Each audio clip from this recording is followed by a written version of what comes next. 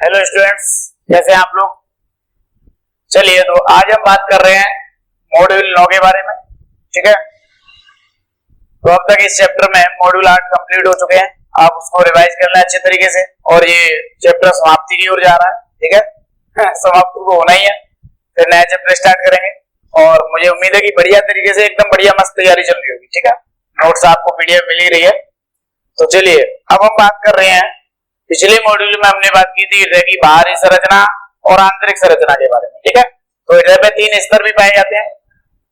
Pericardium सबसे बाहरी स्तर होता है, मायोकार्डियम मध्य का स्तर होता है पेशियों का बना हुआ, और एंडोकार्डियम सबसे आंतरिक स्तर होता है। ठीक है, ये 3 स्तर है हृदय पर।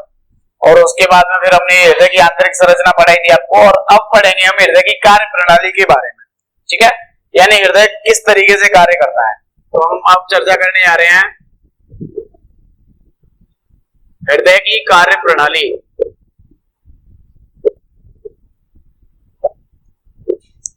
कार्य प्रणाली के बारे में, यानी हृदय हमारा किस तरीके से कार्य करता है। ठीक है, तो यानी हृदय में पाए जाते हैं आलिंद और निलय। ठीक है, ये आलिंद निलय हैं, ये आपस में सामंजस्य बिठा करके कार्य करते हैं। ठीक है, यानी इनके द्वारा रक्त को पंप किया जाता है। किस तरीके से कार्य करते हैं, आपस में सामंजस्य बना लेते हैं। और हृदय की जो कार्य प्रणाली है उसमें कार्य प्रणाली 2 चरणों में संपन्न होती है। पहला है आपका हृदय स्पंदन। ठीक है, यानी हृदय स्पंदन की जो क्रिया है वो पहले होगी, और जो दूसरा पढ़ेंगे वो पढ़ेंगे आप हृदय चक्र या हृदय चक्र भी बोलते हैं इसको, हार्ट साइकिल। ठीक है, तो यहां पर हम बात करेंगे हृदय स्पंदन के बारे में और दूसरा है हृदय चक्र के बारे में। ठीक है, तो पहले हम बात करते हैं हृदय स्पंदन के बारे में। तो हृदय की कार्य प्रणाली है वो 2 चरणों में है। हृदय स्पंदन है पहला और दूसरा है हृदय चक्र। ठीक है, तो पहले हम बात करेंगे हृदय स्पंदन।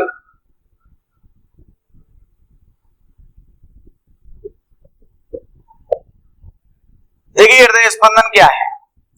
हृदय के द्वारा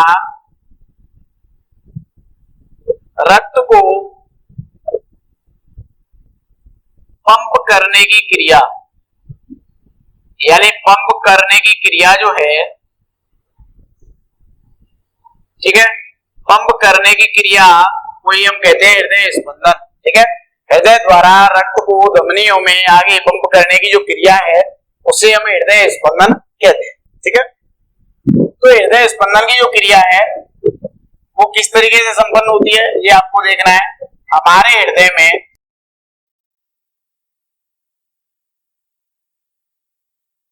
प्रेरक तंत्रिका तंत्र नहीं पाया जाता, ये मैंने आपको बताया था।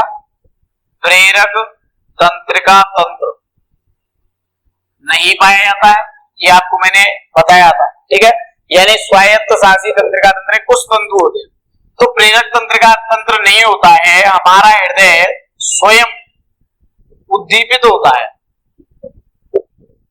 ठीक है, स्वयं उद्दीपित होता है, इसलिए इसे हम कहते हैं पेशी जनित या मायोजनित। ठीक है, यानी कहने का मतलब यह है कि हमारा जो हृदय है उसमें पेशियां जो पाई जाती हैं वो स्वयं उद्दीपन के द्वारा आवेग उत्पन्न करती हैं, करंट उत्पन्न करती हैं, विभव उत्पन्न करती हैं, इसलिए हृदय को पेशी जनित या मायोजनित कहते हैं। ठीक है, हमारे हृदय में एक तंत्र पाया जाता है, ये तंत्र विभव को हृदय में तीव्र गति से संचरित करता है। तीव्र गति से क्या करता है, संचरित करता है, और इस तंत्र को हम कहते हैं चालन तंत्र। क्या कहते हैं इसको, चालन तंत्र कहते हैं, मैंने आपको बताया था। ठीक है, तो ये चालन तंत्र कहलाता है।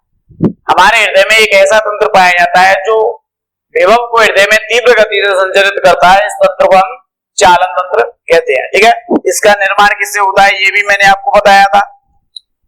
इसका निर्माण ऐसे नोड, शिरा आलिंदी पर्व, ठीक है। फिर ऐसे नोड के बाद में अंतर पर्व संधि तंतु, ठीक है। उसके बाद में एबी नोड, आलिंद निलयी पर्व, और उसके बाद में फिर क्या आएगा, पुरकिंजे रेशों के साथ, पुरकिंजे रेशों के साथ हिज के बंडल, हिज बंडल, ठीक है। तो यानी ये सब मिलकर के क्या बनाते हैं, चालन तंत्र बनाते हैं।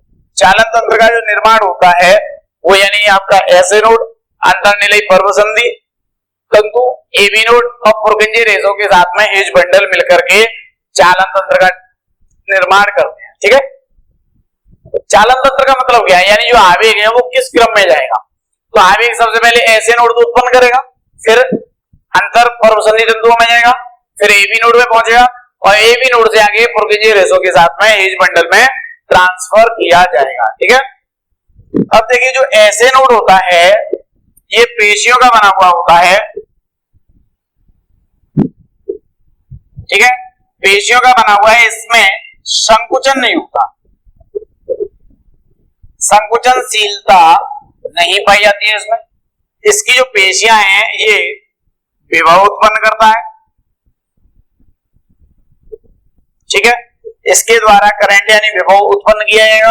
पेशियों का बना हुआ है ऐसे नोड, ये जो विभव उत्पन्न होगा ये विभव आगे स्थानांतरित होगा अंतर पर्व संधि तंतुओं में, और अंतर पर्व संधि तंतुओं से फिर पहुंचेगा एबी नोड में। एबी नोड जो होता है ये धीमी गति से विभव स्थानांतरित करेगा, ठीक है।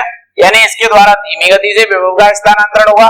और जो एबी ऐसे नोड है ये तीव्र गति से उत्पन्न करता है, तीव्र गति से उत्पन्न करेगा विभव को, यानी ऐसे नोड के द्वारा तीव्र गति से विभव उत्पन्न किया जाता है। अंतर पर्व संधि तंतुओं में भी तीव्र गति से जाता है। एबी नोड में धीमी गति से विभव का स्थानांतरण होता है और फिर जाकर के पुरकिंजे तंतुओं में पहुंच जाता है, ठीक है। मैंने आपको बताया था लास्ट मॉड्यूल में कि जो ऐसे नोड होता है ये कहां पहुंच जाता है, आलिंदों में, ठीक है। यानी इसके द्वारा आलिंदों में विभव पहुंचेगा तो आलिंद प्रंकुचित हो जाएंगे, रक्त को आगे पंप कर देंगे। आलिंदों पहुंचने के बाद फिर अंतर पर्व संधि तंतुओं में पहुंचेगा, फिर एबी नोड में पहुंचेगा तो एबी नोड धीमी गति से संचरित करेगा, फिर जाकर के यहां से पुरकिंजे रेशों के साथ हिज बंडल में पहुंचेगा। और ये हिज बंडल होते हैं वो निलयों में फैले रहते हैं, तो यहां पर फिर क्या होगा, निलय प्रंकुचन होगा, निलय रक्त को आगे पंप करेंगे। तो कहने का मतलब ये है कि ये इस तरीके से व्यवस्थित रहते हैं कि इसमें आलिंद प्रंकुचन होने के बाद, रक्त को पंप करने के बाद ही निलय का प्रंकुचन होगा। उसमें इतना टाइम मिल जाता है, करंट को पहुंचाने में टाइम को लगा देता है, ठीक है। एबी नोड, तो ऐसे नोड को हम क्या कहते हैं, गति प्रेरक, यानी ऐसे नोड क्या कहलाता है, ऐसे नोड को मैंने बताया था आपको, ऐसे नोड कहलाता है पेस मेकर और एबी नोड कहलाता है पेस सेटर, ठीक है। इसको हम पेस सेटर बोलते हैं और ऐसे नोड को पेस मेकर बोलते हैं। ऐसे नोड के द्वारा 72 से 80 बार प्रति मिनट विभव उत्पन्न किया जाता है, ठीक है। जो विभव उत्पन्न करने की दर है वो है 72 से 80 बार प्रति मिनट। ऐसे नोड के द्वारा 1 मिनट में 72 से 80 बार विभव उत्पन्न किया जाता है, ठीक है। ये आपकी समझ में आ गया होगा अच्छे तरीके से। ये है हृदय स्पंदन, यानी पंप कैसे होगा, हार्ट पंप कैसे करता है, तो ये आपकी समझ में आ गया होगा। एक बार रिवाइज करा देता हूं। हृदय द्वारा रक्त को पंप करने की क्रिया हृदय स्पंदन कहलाती है। हमारे हृदय में प्रेरक तंत्र का तंत्र नहीं पाया जाता है, ये कार्य नहीं करता है। अन्य पेशियों में प्रेरक तंत्र का तंत्र कार्य करता है। अन्य जो पेशियां हमारे शरीर की कार्य करती है उनमें प्रेरक तंत्र का तंत्र कार्य करता है, लेकिन हृदय की पेशियों में प्रेरक तंत्र का तंत्र कार्य नहीं करता है। ये स्वयं उद्दीपन के द्वारा विभव उत्पन्न करता है, इसलिए इसे पेशी जनित या मायोजनिक कहते हैं। ठीक है, हमारे हृदय में एक तंत्र पाया जाता है जो विभव को हृदय में तीव्र गति से संचारित करता है।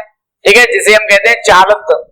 चालन तंत्र का निर्माण ऐसे नोड, अंतर पर्व संधि तंतु, एबी नोड और पुर्किंजे रेशों के साथ जुड़े हुए हिज बंडलों से होता है। ठीक है, ऐसे नोड के द्वारा विभव उत्पन्न किया जाता है। इसकी पेशियों में संकुचनशीलता नहीं होती है। ठीक है, ये विभव उत्पन्न करेगा। अब विभव उत्पन्न होगा, उसके द्वारा आलिंदों में विभव जाएगा, आलिंदों में विभव पहुंचेगा तो आलिंद प्रकुचित होंगे। ये विभव ऐसे नोड से अंतर पर्व संधि तंतुओं में जाता है तीव्र गति से और ये एबी नोड पे पहुंच जाता है। एबी नोडों से धीमी गति से, इसलिए तो बोलते हैं पेस सेटर सेट करता है वो कि वहां तक पहुंचने में समय लगे। तो एबी नोड धीमी गति से विभव को स्थानांतरित करता है, जो कि पुर्किंजे रेशों के साथ बंडल ऑफ हिज में पहुंचता है और आगे जाकर के निलयों को प्रकुचित किया जाता है। ठीक है, तो इस तरीके से हृदय स्पंदन की क्रिया है वो कंप्लीट हो जाती है और हृदय स्पंदन 1 मिनट में 72 से 80 बार प्रति मिनट होता है। ठीक है, तो ये समझ में आ गया होगा आपकी में हृदय स्पंदन पहला चरण है वो कंप्लीट। अब दूसरी बात करेंगे हम हृदय चक्र के बारे में। हृदय चक्र क्या है?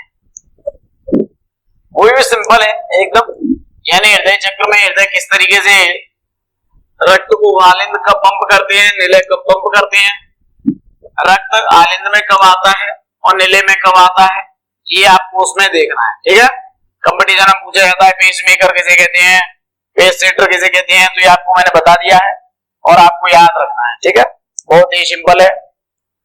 अब हम बात कर रहे हैं दूसरे नंबर की।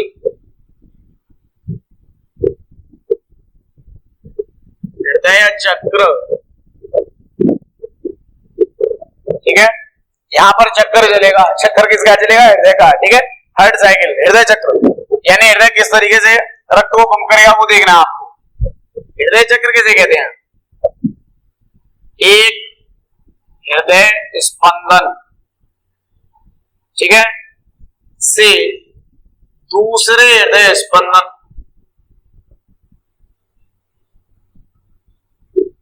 एक हृदय स्पंदन से दूसरे हृदय स्पंदन के मध्य का घटना चक्र क्या कहलाता है? हृदय चक्र कहलाता है। ठीक है, कितना सिंपल है। यानी एक हृदय स्पंदन हो गया, एक बार हृदय ने पंप किया, उसके बाद जब दूसरा हृदय स्पंदन हो गया तो उसके बीच में क्या क्या घटनाएं संपन्न हुई वही कहलाता है हृदय चक्र। तो एक हृदय स्पंदन से दूसरे हृदय स्पंदन के मध्य में पाए जाने वाला घटना चक्र हृदय चक्र कहलाता है। हृदय चक्र की जो क्रिया है इसमें 0.8 सेकंड का समय लगता है। ठीक है, केवल 0.8 सेकंड में कंप्लीट हो जाएगा। इसमें क्या क्या होता है वो देखिए। हृदय चक्र की जो क्रिया है 4 चरणों में संपन्न होती है। सबसे पहला है आलिंद अनुशीतलन। ठीक है, आलिंद अनुशीतलन। दूसरा है आलिंद प्रंकुचन, पंप करेगा। तीसरा है निलय प्रंकुचन और लास्ट है निलय अनुशीतलन। ठीक है, 4 चरणों में कंप्लीट होगी। आलिंद अनुशीतलन पहले सबसे पहले डायस्टोल होगा आलिंद का, एट्रिया डायस्टोल, आलिंद अनुशीतलन, फिर आलिंद सिस्टोल करेगा। ठीक है, उसके बाद में वेंट्रिकल सिस्टोल करेगा और उसके बाद में वेंट्रिकल डायस्टोल करेगा। ठीक है, इस तरीके से यहां पर देखिए। तो जो आलिंद अनुशीतलन है, आलिंद प्रंकुचन है, निलय प्रंकुचन है और निलय अनुशीतलन, 4 चरणों में हृदय चक्र कंप्लीट हो जाता है। यानी एक हृदय चक्र में ये 4 क्रियाएं संपन्न होती है। ठीक है, सबसे पहले आलिंद अनुशीतलन। अनुशीतलन का मतलब विश्राम की अवस्था में, प्रंकुचन का मतलब यानी पंप करना, प्रंकुचन यानी पंप करना, अनुशीतलन का मतलब विश्राम की अवस्था। ठीक है, एट्रिया डायस्टोल, सिस्टोल, डायस्टोल यानी अनुशीतलन, सिस्टोल यानी प्रंकुचन। ठीक है, तो देखिए जो आलिंद अनुशीतलन है इसमें समय लगता है 0.7 सेकंड का, इसमें समय लगता है 0.1 सेकंड का, इसमें समय लगता है 0.3 सेकंड का, इसमें समय लगता है 0.5 सेकंड का। ठीक है, अब आप बोल रहे होंगे कि ये तो टोटल तो ज्यादा हो गई, 0.7 सेकंड, 0.1 सेकंड, 0.3 और 0.5 सेकंड। तो यहां पर आप देखोगे कि 8, 0.8 और 0.8, 0.8 दोनों को आप ऐड कर रहे होंगे, मुझे पता है, लेकिन 0.8 टोटल लगता है, ऐड नहीं करना है, मैं बताता हूं। क्योंकि ये क्रियाएं हैं आलिंद अनुशीतलन, निलय प्रंकुचन, आलिंद प्रंकुचन, निलय अनुशीतलन, ये एक साथ संपन्न होती है। अब एक साथ कैसे संपन्न होती है वो मैं आपको बताता हूं यहाँ पर। ठीक है, एक डायग्राम देखते हैं, उसके द्वारा आपकी समझ में आ जाएगा कि किस तरीके से ये एक साथ संपन्न होती है। बहुत ही सिंपल है, फिर आपको पता चल जाएगा कि 0.8 सेकंड में दोनों कार्य कैसे संपन्न हो जाते हैं। ठीक है,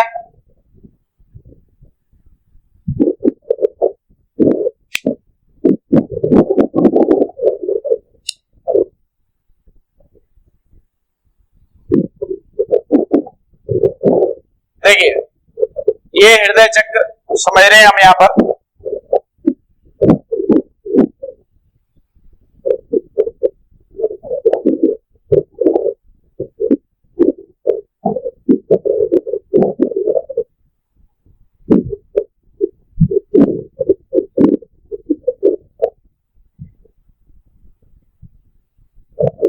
ये हृदय चक्र है।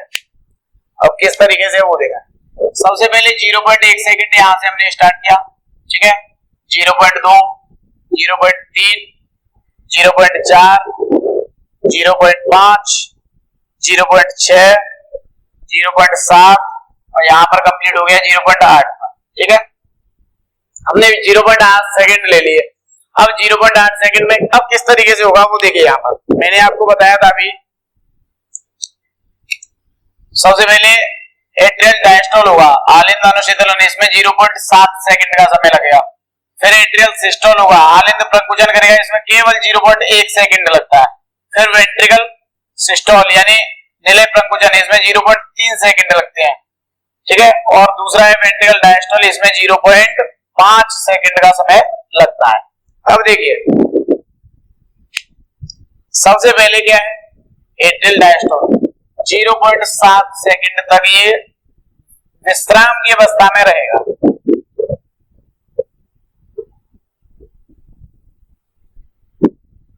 ठीक है, 7 सेकंड तक आपकी 0.1, 0.2, 0.3, 4, 5, 6, 7 यानी 0.7 सेकंड तक यहां तक ये विश्राम अवस्था में है। क्या, आलिंद, यानी आलिंद अनुशीतलन हो रहा है। आलिंद अनुशीतलन का मतलब ये है कि इसमें रक्त भर रहा है, आलिंदों में रक्त आ रहा है। ठीक है, अब यहाँ पर देखिए 1 सेकंड में, लास्ट की जो 1 सेकंड है, यहाँ पर रक्त को पंप कर दिया जाएगा। ठीक है, यहाँ पर क्या हो जाएगा, रक्त को निलयों में पंप कर दिया जाएगा। तो यहाँ पर एट्रियल डायस्टोल होगा, आलिंद अनुशीतलन हो रहा है यहाँ पर 0.7 सेकंड में। ठीक है, इस तरीके से यहाँ पर क्या है, सिस्टोल यानी यहाँ पर पंप कर दिया रक्त को निलयों में। ठीक है, अब निलयों में रक्त पंप हुआ। अब आप देखिए यहाँ पर कि वेंट्रिकल सिस्टोल है, यानी प्रंकुचन की जो क्रिया है वो 0.3 सेकंड की है। कहां से स्टार्ट होगी, यहां से होगी कि नहीं होगी, क्योंकि यहाँ पर निलय ने पंप किया है, तो यहां से, सॉरी आलिंद ने पंप किया है, तो यहां से निलय प्रारंभ हो गया। ठीक है, निलय ने यहाँ पर पंप किया रक्त को, यहां पर पंप किया। ठीक है, 0.3 सेकंड, 0.1, इसने 0.2, 0.3 सेकंड। अब देखिए यहां से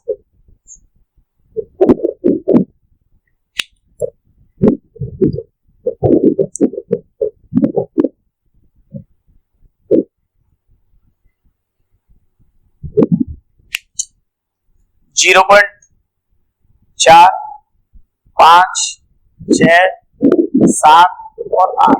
ठीक है, इसकी यानी कहने का मतलब ये है कि जो निलय प्रंकुचन कर रहा है वो 0.3 सेकंड में कर रहा है, यहां से यहां पर। ठीक है, प्रंकुचन कर दिया उसने। फिर 4, 5, 6, 7, 8, ये जो बाकी है 1, 2, 3, 4, 5 यानी 0.5 सेकंड में वो भी अनुशीतलन अवस्था में है, विश्राम की अवस्था में है। तो यहाँ पर समझने वाली बात यह है कि जब आलिंद अनुशीतलन अवस्था में है, यानी इसमें रक्त आ रहा है, उस समय निलय रक्त को पंप कर रहे हैं धमनियों में, ठीक है। 3 सेकंड धमनियों में रक्त पंप किया, तब दोनों विश्राम अवस्था में है। यहां से देखो, यहां पर क्या है, वेंट्रिकल सिस्टोल, यहां से वेंट्रिकल डायस्टोल कर रहा है, यानी निलय में भी रक्त आना चालू हो गया। यहां पर भी निलय में क्या हो रहा है, रक्त आ रहा है। तो कुछ समय ऐसा है कि दोनों ही समान अवस्था में है। यहाँ पर देखिए, आलिंद में भी आ रहा है, निलय में भी आ रहा है, आलिंद में भी आ रहा है, निलय में भी, आलिंद में भी, निलय में भी। ये समय ऐसा है कि यहाँ पर बाकी ये जो 4 सेकंड है, इसमें क्या होता है, रक्त दोनों में भरा जाता है, यानी आलिंद में भी रक्त आएगा और निलय में भी रक्त आएगा। तो कहने का मतलब ये है कि कुछ रक्त आलिंद जब अनुशीतलन अवस्था में होती है, उसी समय निलय में पहुंचा देते हैं, और कुछ नहीं। ये कुछ का मतलब यानी यहाँ पर है 75% रक्त, 75% रक्त को आलिंद जब विश्राम की अवस्था में होती है, उसी समय निलयों में पहुंचा देती है, ठीक है। ये आपको यहाँ पर समझना है। तो यहाँ पर ये समय है, ठीक है, किस तरीके से 0.8 सेकंड इसमें है, 0.8 इसमें है, ये एक साथ यहाँ पर संपन्न होते हैं। आपको समझ में आ गया होगा, ठीक है। इसका स्क्रीनशॉट ले सकते हैं आप, और आपको नोट्स में मिल जाएगा पीडीएफ में, ठीक है। तो यहाँ पर यानी आलिंद अनुशीतलन 0.7 सेकंड करेगा, फिर 0.1 में पंप कर देगा। इस समय क्या है, निलय अनुशीतलन में है, यहाँ पर दोनों अनुशीतलन अवस्था में एक साथ, ठीक है। यहाँ पर आलिंद जब जैसे ही पंप करके विश्राम अवस्था में आएगा, उस समय निलय रक्त को पंप करेगा 0.3 सेकंड तक, ठीक है। और निलय पंप करने के बाद फिर दोनों विश्राम अवस्था में आएंगे। विश्राम अवस्था का मतलब है उसमें रक्त भरना चालू हो जाएगा फिर से, ठीक है। तो इस तरीके से है। तो यहाँ पर हम अध्ययन कर लेते हैं, बारी बारी से अध्ययन करेंगे किस तरीके से क्या होगा, ठीक है। आलिंद अनुशीतलन में क्या क्या होता है और निलय अनुशीतलन में क्या क्या होता है, आलिंद प्रंकुचन में क्या होता है, निलय प्रंकुचन में क्या होता है, ठीक है। ये यहाँ पर हम चर्चा करने जा रहे हैं। तो सबसे पहला है आलिंद अनुशीतलन।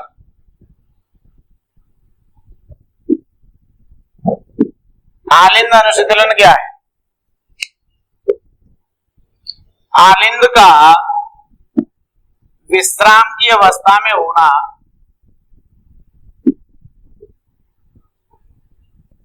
आलिंदों का विश्राम अवस्था में होना क्या कहलाएगा? आलिंद अनुशीतलन कहलाएगा, ठीक है। विश्राम अवस्था में इस समय आलिंदों में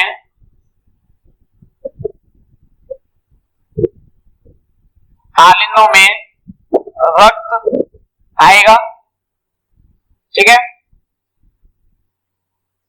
आलिंदों में रक्त आता है। जब आलिंद विश्राम की अवस्था में होते हैं तो उस समय आलिंदों में रक्त आता है। कहां से आता है? शिराओं के माध्यम से, ठीक है। शिराओं के द्वारा रक्त को आलिंद में पहुंचाया जाएगा और आलिंदों में रक्त आएगा। तो इस समय द्विवलनी और त्रिवलनी कपाट क्या होते हैं? द्विवलनी त्रिवलनी कपाट खुले होते हैं, ठीक है। और खुले होते हैं तो रक्त का 75% भाग, रक्त का 75% भाग इसी समय निलयों में चला जाता है, ठीक है। यानी कहने का मतलब यह है कि जब आलिंद विश्राम अवस्था में है, अनुशीतलन की अवस्था में है, डायस्टोल की अवस्था में है, तो उस समय आलिंदों में रक्त आता है शिराओं के द्वारा और इस समय द्विवलनी त्रिवलनी कपाट खुल जाते हैं और रक्त का 75% भाग निलयों में पहुंच जाता है, ठीक है। इसमें कितना समय लगता है? 0.7 सेकंड का निलय, यानी जब आलिंद अनुशीतलन विश्राम अवस्था में होंगे तो इसमें 0.7 सेकंड का समय लगेगा। 75% रक्त पहुंच गया है, अब बचा कितना है? 25%। 25% को पंप कर दिया जाएगा, इसलिए उसमें 0.1 सेकंड लगता है, ठीक है। तो देखिए अब आलिंद अनुशीतलन कंप्लीट हो गया। अब देखते हैं आलिंद का प्रंकुचन। प्रंकुचन क्या होगा? दूसरा नंबर है, अनुशीतलन के बाद में आलिंद प्रंकुचन होगा। आलिंद प्रंकुचन क्या होता है? आलिंदों के द्वारा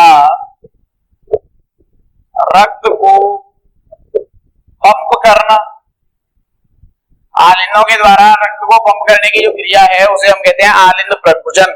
ठीक है, आलिंद प्रंकुचन की क्रिया में समय कितना लगता है? 0.1 सेकंड लगती है। ठीक है, 0.1 सेकंड में हो जाता है। और इसका 25% शेष जो बचा हुआ है, शेष 25% रक्त कहां पहुंचाया जाता है? निलयों में। ठीक है, यानी 75% तो विश्राम अवस्था में पहुंच गया, बचा हुआ 25% वो पंप के द्वारा कर दिया, यानी आलिंद ने पंप किया, रक्त का शेष 25% भाग था वो भी निलय में पहुंच गया। इस क्रिया में कितना समय लगा? 0.1 सेकंड। ठीक है, समझ में आ गया। अब इसके बाद में क्या होगा? इसके बाद आलिंद उन्हें आ जाएंगे कौन सी अवस्था में? विश्राम अवस्था में, या बोले तो विश्राम अवस्था में या अनुशीतलन अवस्था में। ठीक है, तो यानी पहले आलिंद ने रक्त को भरा, विश्राम अवस्था में था, उस समय 75% चला गया, फिर प्रंकुचन कर दिया, पूरा चला गया। अब क्या हुआ? खाली हो गया ना आलिंद, आलिंद खाली हो गया तो फिर वो पुनः से पहली वाली अवस्था में आ जाएगा, यानी विश्राम अवस्था में या अनुशीतलन अवस्था में आ जाएगा, उसमें रक्त का पुनः भरना प्रारंभ हो जाएगा। ठीक है, तो ये है आलिंद प्रंकुचन। यहाँ पर दोनों कंप्लीट हो गए, आलिंद अनुशीतलन और आलिंद प्रंकुचन। अब हम बात करेंगे निलय प्रंकुचन के बारे में। तीसरा नंबर है निलय प्रंकुचन।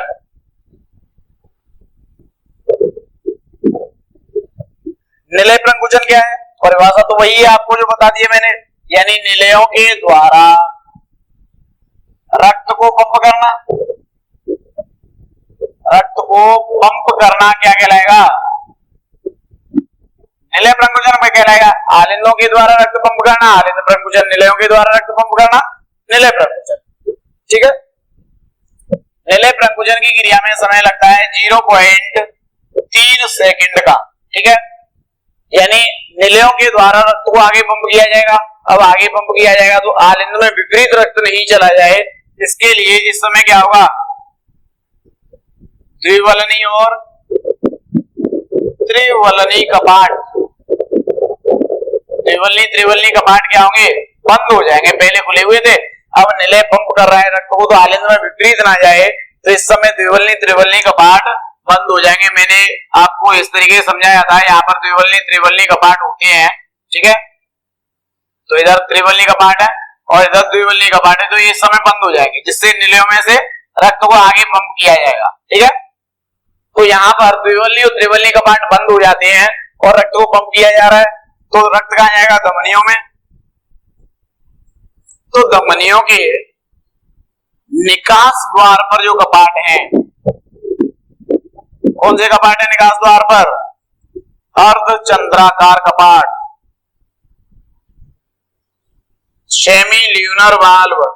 ये अर्धचंद्राकार कपाट हैं, ये क्या हो जाते हैं? खुल जाते हैं। ठीक है, तो कहने का मतलब ये है कि जब निलयों के द्वारा रक्त को पंप किया जाएगा उस समय 0.3 सेकंड का समय लगेगा। इसमें द्विवलनी त्रिवलनी कपाट बंद हो जाएंगे, जिससे रक्त को आलिंदों में जाने से रोका जाएगा, और इस समय धमनियों के निकास द्वार पर पाए जाने वाले अर्धचंद्राकार कपाट खुल जाते हैं, जिससे रक्त को धमनियों में स्थानांतरित कर दिया जाता है। ठीक है, समझ में आ गया? कोई दिक्कत हो? ठीक है, चलिए, तो निलय प्रंकुचन हो गया, यानी निलय खाली हो गए। अब निलय किस अवस्था में आएंगे? विश्राम की अवस्था में। तो लास्ट जो बचा हुआ है आपका निलय अनुशीतलन, तो हम यहाँ पर पढ़ने जा रहे हैं निलय अनुशीतलन के बारे में। देखिए, निलय प्रंकुचन के बाद में आएगा आपका निलय अनुशीतलन।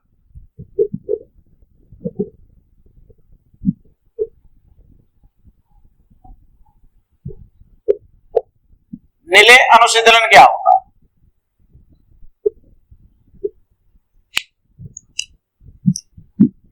निलय अनुशीतलन यानी निलयों का किस अवस्था में जाना? विश्राम की अवस्था में जाना, ठीक है। निलयों का विश्राम अवस्था में जाना निलय अनुशीतलन कहलाएगा। इसमें कितना समय लगता है? 0.5 सेकेंड। 3 सेकेंड में प्रंकुचन कर दिया, 5 सेकेंड अनुशीतलन अवस्था में हुआ। इस समय क्या होगा? इस समय जो अर्धचंद्राकार कपाट थे, अर्धचंद्राकार कपाट क्या हो जाएंगे? बंद। क्यों हो जाएंगे बंद? क्योंकि धमनियों से रक्त विपरीत नहीं आ जाए निलयों में, ठीक है। तो जब निलय विश्राम की अवस्था में होंगे यानी रक्त निलयों में आ रहा होगा, उस समय अर्धचंद्राकार कपाट बंद हो जाएंगे, ठीक है। और आलिंदों से रक्त किस में आएगा? निलयों में, ठीक है। आलिंदों से रक्त निलयों में आने लगेगा, और आने लगेगा तो यहाँ पर द्विवलनी और त्रिवलनी कपाट क्या होंगे? ये द्विवलनी और त्रिवलनी कपाट है, ये खुल जाएंगे, ओपन हो जाए, ठीक है। यानी कहने का मतलब जब निलय विश्राम की अवस्था में होता है उसे निलय अनुशीतलन कहते हैं। 0.5 सेकंड का समय लगता है इसमें। इस समय अर्धचंद्राकार कपाट बंद हो जाती है, जिससे रक्त धमनियों से विपरीत निलयों में नहीं आता है, ठीक है। तथा आलिंदों में रक्त आने लगता है, तो आलिंदों से रक्त निलयों में आएगा, क्योंकि मैंने आपको बताया था ना 75% तो वैसे ही आता है विश्राम अवस्था में होते आलिंद तब तो आएगा। तो उस समय द्विवलनी त्रिवलनी कपाट क्या होंगे? खुल जाएंगे, ठीक है। जैसे ही रक्त आता रहता थोड़ा प्रेशर बढ़ेगा तो नीचे खुल जाते हैं कपाट आसानी से, ठीक है। तो इस समय निलयों में रक्त पुनः भरना चालू हो जाएगा। और फिर से कौन सी क्रिया दोहराएगी? पहली वाली, आलिंद अनुशीतलन अवस्था में फिर प्रंकुचन होगा, फिर निलय प्रंकुचन होगा, फिर अनुशीतलन होगा। यही हर्ट साइकिल यानी हृदय चक्र, कार्डियक साइकिल जिसको बोलते हैं हम, यही चलता रहता है। और इसमें कितना समय लगता है? 0.8 सेकंड का, ठीक है। और दोनों एक साथ कैसे चलते हैं वो मैंने आपको बता दिया है, ठीक है। अब हम बात करते हैं हृदय की ध्वनियों के बारे में। आपने सुना होगा कि हृदय भी ध्वनि उत्पन्न करता है, ठीक है। तो कौन कौन सी ध्वनि उत्पन्न होती है वो मैं आपको बता देता हूं।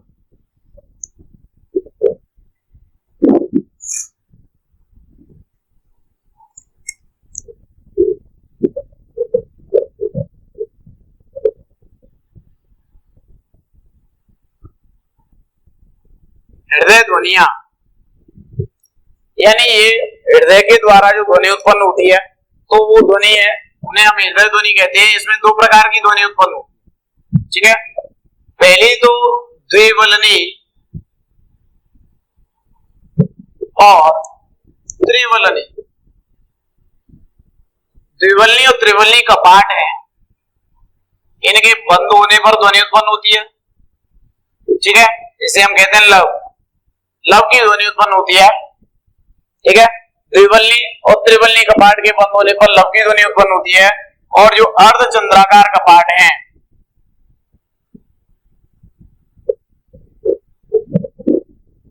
अर्धचंद्राकार कपाट के बंद होने पर डब की ध्वनि उत्पन्न होती है, ठीक है। इसलिए बोलते हैं लब डब करने लगा जीरा मेरा, पर जीरा ये हृदय नहीं है, ठीक है। जिगर तो बोलते हैं उसको, यकृत को, ठीक है, ये हृदय है। तो यहाँ पर हृदय लब और डब की ध्वनि उत्पन्न करता है।